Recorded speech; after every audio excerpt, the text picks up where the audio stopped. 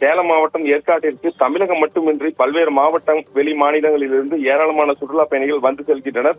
இந்த நிலையில் ஏற்காட்டில் கடந்த சில நாட்களாகவே தொடர்ந்து கனமழை பெய்து வருகிறது. காலை முதல் விட்டு சாரல் மழையும் பெய்து வருகிறது. பனிப்பொழிவும் அதிகரித்துள்ளதால் மரம், செடி, கொடிகளில் என அனைத்து பகுதிகளிலுமே பனி படர்ந்து காணப்படுகிறது. அருகில் நிற்பவர்கள் கூட தெரியாத அளவிற்கு பனிப்பொழிவு அதிகரித்துள்ளது. தொடர் மழையின் காரணமாகவும் தொடர் பனியின் காரணமாகவும் ஏற்காட்டில் தற்பொழுது வரலாறு காணாத அளவிற்கு கடும் குளிர் நிலவி வருகிறது.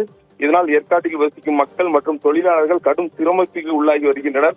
கடும் குளிரில் இருந்து தப்பிக்க சொட்டர் மற்றும் ஜர்கின் அணிந்தவாறு சாலையில் நடமாடுகின்றனர். ஆனாலும் குளிரின் தாக்கம் அதிக அளவில் உள்ளதால் பெரும்பாலான மக்கள் வீடுகளிலேயே முடங்கியுள்ளனர். இதனால் ஏற்காடு மக்களின் இயல்பு வாழ்க்கை முழுமையாகவே பாதிக்கப்படுவது. குறிப்பாக ஏற்காடு மலைப்பாதையில் அதிக பனிமூட்டம் நிலவுவதால், அதாவது சேலம் செல்லும் பொதுமக்கள் கடுமையாக பாதிக்கப்பட்டுள்ளனர். வாகன விளக்கு எரியவிட்டவாறும் முகப்பு விளக்கு எரியவிட்டவாறு ஊர்ந்து செல்கின்றனர். ஏற்காட்டில் நிலவும் கடும் குளிர் என்பது காரணமாகவே சுற்றுலா தலங்கள் கூட வெறிச்சொலியே காணப்பட்டுள்ளது. இந்த பனிமூட்டம் சுற்றுலா பயணிகளுக்கு மகிழ்ச்சியை கொடுத்தாலும் கூட ஏற்காடு மக்களுக்கு மிகப்பெரிய ஒரு பாதிப்பை ஏற்படுத்தியுள்ளது. ராஜி.